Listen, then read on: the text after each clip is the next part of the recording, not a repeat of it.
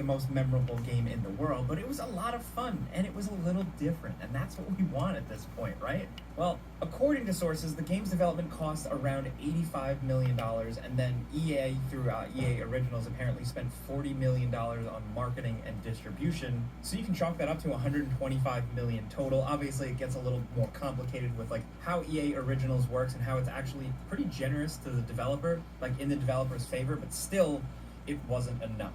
It just feels like this game was given no chance. It released amidst so many other heavy hitters. Obviously, 2023 was a year stacked full of top tier 10 out of 10 game releases. Like Baldur's Gate 3 was around that time, so it was a really tough going for Immortals of Aveum. And ultimately, the studio that set up to create this game and this whole new thing ended up shutting down after this. After poor sales, it laid off about 45% of the staff, and then in April 2024, the rest of the staff was placed on furlough. So it's unfortunate because they really tried with this one. Sometimes it just doesn't work out. And sometimes when it doesn't work out, it can be kind of expensive. Next over at number 5, we're switching gears here for a sec with Final Fantasy The Spirits Within. This is not a mainline Final Fantasy game. This is actually a feature film, a computer animated full-length film from 2001 that I'm gonna totally admit I absolutely loved. It had heavy hitter stars like Steve Buscemi and Alec Baldwin in it, and it was absolutely crazy. Is it goofy? Is it very early 2000s? Yes. Does it really carry a lot of the philosophies of the Final Fantasy games? No. Not really, but it sure was something. I don't know, maybe it's nostalgia. But according to sources, it was $137 million to make, which is equivalent to $214 million in today's money, and apparently only grossed $85 million in box office. This was considered a box office bomb by all means. I mean, they really went big on this one. It had TV commercials, it had fancy posters, again, it had a lot of famous actors in it, all that press, all that stuff, and it still totally bombed. It was actually blamed for the demise of Square Pictures, which was set up to be a thing, a new endeavor, and it apparently nearly ruined the entire company. Next down at number 4, we have Marvel's Avengers. This was the big, expensive, live service Avengers game. It was like the first big Marvel game that would unite these heroes and give us fun new versions of them, and it was designed to keep us playing endlessly. It was one of those games. It actually had a pretty cool campaign with some decent story, but the game did the live service thing of something like a Destiny or the Division or whatever, where it's designed to keep you playing and looting and doing multiplayer shenanigans with your friends as Thor and Iron Man or whoever. Unfortunately, even though this one did find a small dedicated audience, unfortunately it didn't quite land. It was estimated between $170 to $200 million to make this thing. Obviously, the Avengers, Marvel superheroes, that's a big thing, and that comes with a big price tag. What we do know is that Square Enix estimated a $63 million loss the year the game came out. Now, I know Square Enix is famous for all of their games essentially underperforming. They have extremely high expectations of all their games, but Avengers felt like it hit different. There was a lot of press, there was a lot of backlash to this one, a lot of people just totally dunking on it, and part of that was justified by looking at the player counts. Like, not enough people were playing this massive, expensive game to really keep it going. It did get all of its expansions, it did do some stuff, and it did get better, but it definitely felt like it ended up wrapping up, really closing its doors way earlier than it could have. Or really, way earlier than the publishers wanted, that's for sure. Eventually, before shutting it down, they ended up giving away everything in the game for free for people, and then that was it. Add it to the pile of live service game failings. So many studios try to chase that dragon, try and get a piece of that pie, but ultimately end up totally flopping, and sometimes, with Marvel's Avengers, it's really freaking expensive. Now down at number 3, we have Skull and Bones. Skull and Bones is Ubisoft's open-world multiplayer pirate game that has been in the works for what feels like almost a decade. That alone right there leads to a cost ballooning. If you have multiple studios, tons of people working on this thing for years and years and years, that cost is just going to keep going up. And the project reportedly cost Ubisoft $200 million. We don't know for sure, but that's where it's at. And just within a couple of weeks after its release, a news report broke that the game reportedly sold less than 1 million copies after release, making it a massive financial flop for Ubisoft. Now, we do know just recently they did announce new content for it, so maybe it'll get a second lease on life. Ubisoft tends to support some of their live service games and then they turn it around. I don't know though, with other games, there's been some excitement around them. With Skull and Bones copies after release, making it a massive financial flop for Ubisoft. Now, we do know just recently they did announce new content for it, so maybe it'll get a second lease on life. Ubisoft tends to support some of the De la bonne eau citronnée le matin.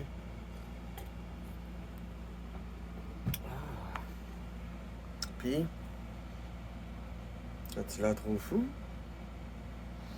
Il est très foncé, ce masque-là, hein? J'en ai un autre, il est plus grisâtre.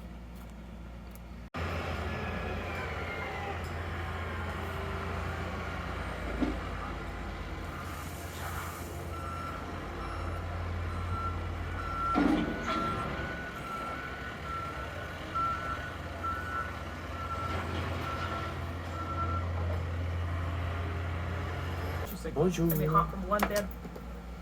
Un petit mot pour vous dire que je vais passer 3-4 jours au centre de crise. J'y suis allé l'année passée. C'était pas les meilleures circonstances. Mais là, je me suis vraiment j'ai anticipé certains problèmes que j'avais eus l'année passée concernant ma postologie, mes médicaments. Puis j'attends toujours là, une livraison. Il y a des travaux en avant de chez nous. Donc, je me demande si le livreur va être capable de livrer mes médicaments à temps. Ça m'inquiète un petit peu. Mais bon, fait que, au moins, je vais aller passer 3-4 jours en dehors de où je suis pour me sortir un peu des bruits, puis ça va me faire du bien. Ça va leur laisser le temps de bétonner en avant de chez nous. En tout cas, j'espère qu'ils vont avoir le temps de le faire d'ici vendredi. Puis là, je devrais être de retour chez moi vendredi. Là, on est lundi. J'ai passé ma journée au téléphone, à téléphoner un peu partout, essayer de joindre des personnes, la pharmacie, le centre de crise et tout ça. Donc là, il est 2h30. Je vais au centre de crise ce soir vers 19h. J'ai appelé mon beau-père pour qu'il vienne me faire un lift parce que là, j'ai beaucoup de choses. J'ai mon gros sac, j'ai mes effets de toilette, puis tout ça. Puis là, ça fait beaucoup de sacs. Fait que j'ai appelé pour avoir un lift.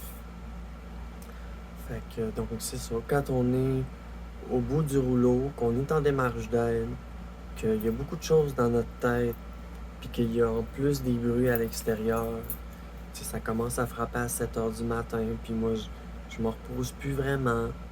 Il y a juste la fin de semaine qu'il n'y a pas de travaux, donc ça va mieux.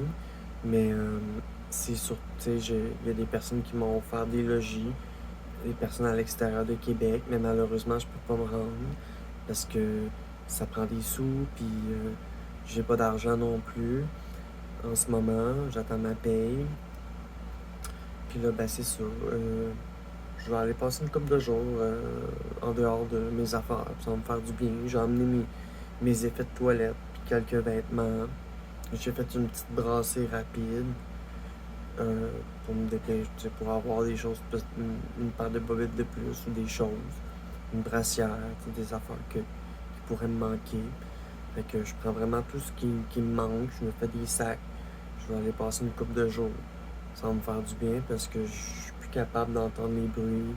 Ça m'incapacite.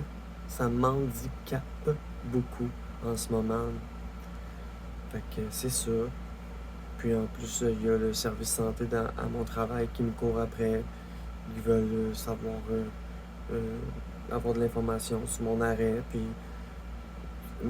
c'est ça, genre, puis j'essaie de les rejoindre pour leur expliquer, mais à chaque fois que je rappelle, il n'y a pas de réponse, je laisse des messages, mais...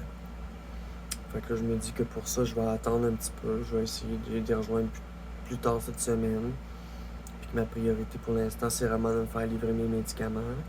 J'ai appelé aussi à Post Canada, parce que Post Canada, en ce moment, à cause des travaux en avant de chez nous, ben, ils retiennent le courrier.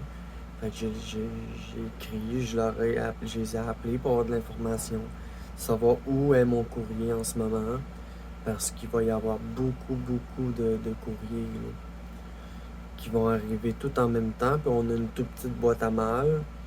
Fait que c'est ça. Je t'inquiète aussi à ce niveau-là, sur une livraison. Là, j'attends des jus de vapoteuse que j'ai commandé il y a 2 semaines, puis c'est pas encore arrivé. Fait que donc, ben voilà. C'est pas mal ça. j'ai besoin d'aide, puis je vais la chercher, puis c'est ça. Il y a aussi que, tu sais, je vais faire un petit sevrage aussi, là. Je pense que ça va me faire du bien. Je vais essayer d'arrêter de consommer un petit peu, puis ça va me faire du bien. Parce que de toute façon, j'ai pas d'argent pour ça. Puis, fait que c'est ça. Il manque de finances, fait que j'ai manque de moyens. Fait qu'en plus, ben, en allant au centre de crise, ben là, je sais que je vais être bien nourri, puis que j'aurai pas de trouble. Il va y avoir des intervenants aussi, fait que je vais pouvoir parler avec quelqu'un, puis je serai pas seul. Je voulais vous en informer. Au moment où je vous parle, ma chaîne elle roule en boucle. Pendant un mois, il y a des vidéos qui vont sortir. Donc, c'est pas quelque chose qui m'inquiète.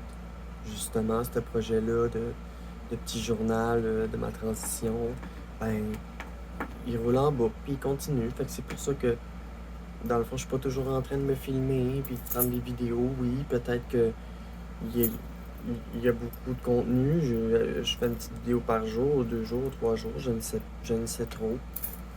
Fait que ça va continuer de rouler pendant mon absence de chez moi. Puis ma minoune, Mia, là, j'ai mis de la bouffe pour 3-4 jours. Là. J'ai grossi son pot. Fait que ça devrait aller, là. La seule affaire, c'est la litière, là. Fait que je vais faire la litière. Je vais demander à mon coloc s'il peut. Fait que c'est ça. Fait que... Mais je préfère ne pas dépendre de lui. Puis de faire les choses parce que je lui fais pas toujours confiance. Des fois, il dit qu'il va faire des choses, puis il le fait pas. Fait que, au lieu de dépendre de lui, ben, je vais préparer tout ça pour Mia pour 3-4 jours. Puis je vais revenir ensuite. Donc voilà, c'est pas mal mon plan pour les jours qui s'en viennent. Au moins me sortir des bruits, me sortir de tous des travaux. Ça va faire vraiment du bien. Bonne journée.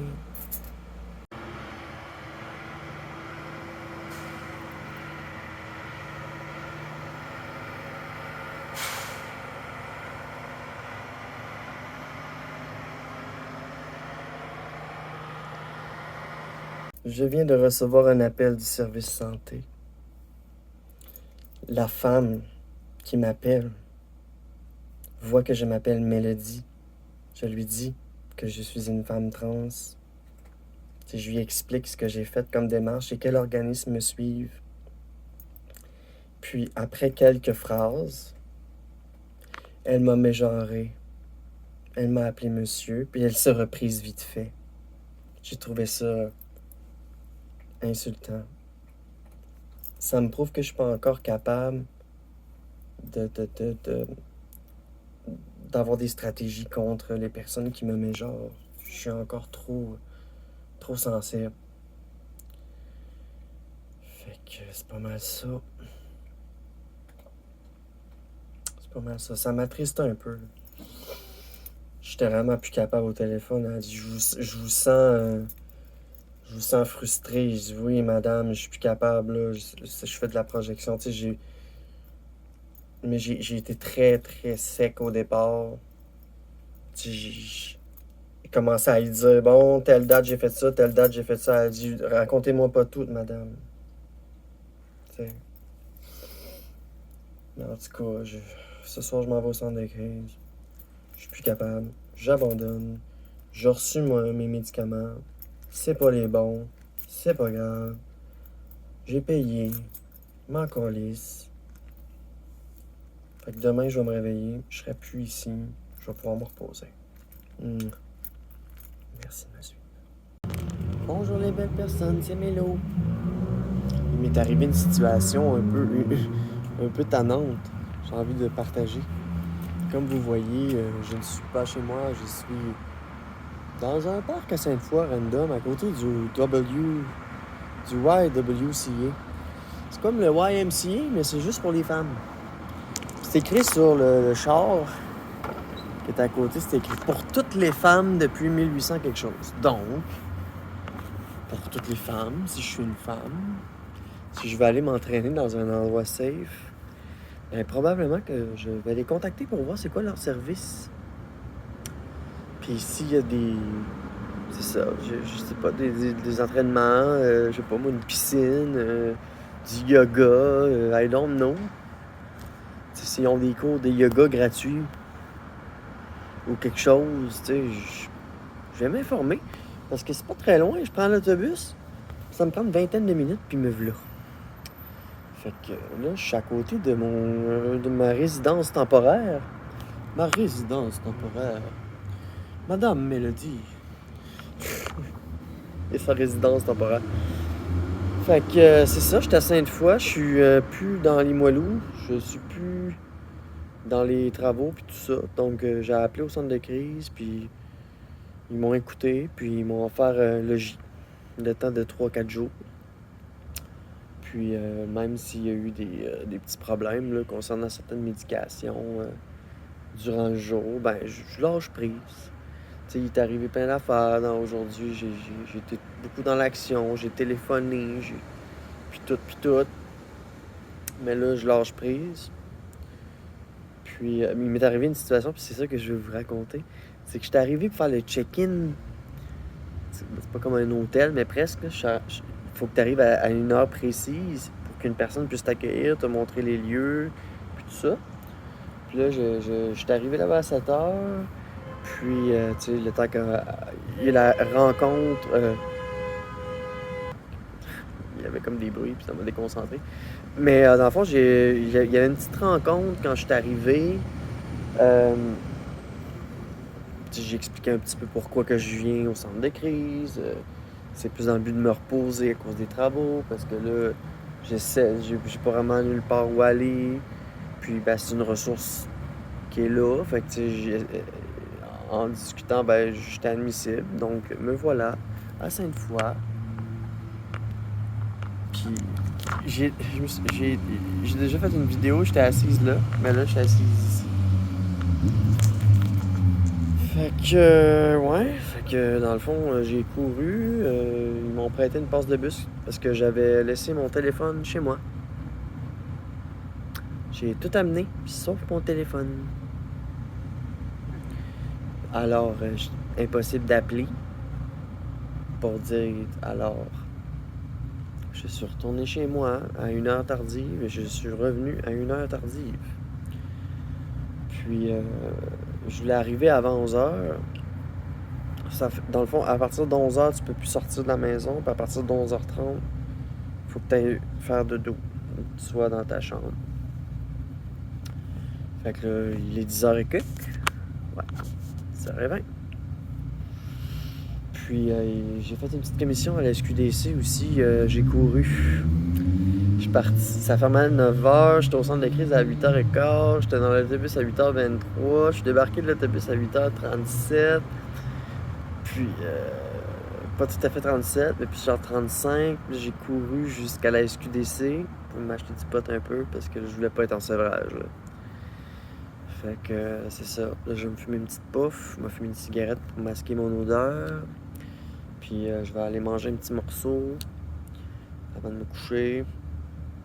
Puis, je vais prendre ça relax, dessiner un petit peu avant de me coucher, faire de la lecture jusqu'à ce que je m'endorme. Je vais demander, j'ai droit à une pilule pour dormir ou une pilule comme anti-stress. Mais là, je vais leur demander là, pour dormir avant de me coucher. Parce que au centre de crise, ils gardent tes médicaments. Puis là, ben, en tout cas, je vais arrêter ça là, parce que sinon, je vais développer à l'infini. Mais tout ce qui est important de savoir, c'est que je suis en sécurité, dans une ressource que je connais bien. Puis, laissons les choses aller. Puis, on va voir qu'est-ce qui va se passer dans les prochains jours. Est-ce que je vais faire des petites vidéos comme ça? Je sais pas. Parce que ma chaîne, elle roule déjà en boucle pendant un mois jusqu'au mois de juillet. Fait que j'ai déjà d'autres vidéos en montage. Donc, c'est le fun un projet comme ça parce que c'est décalé. Puis, je me disais, après 2 ans, que j'allais commencer à faire plus des lives, varier un petit peu mon contenu, essayer de peut-être de faire des FAQ, peut-être, si les gens ont des questions. Je sais pas.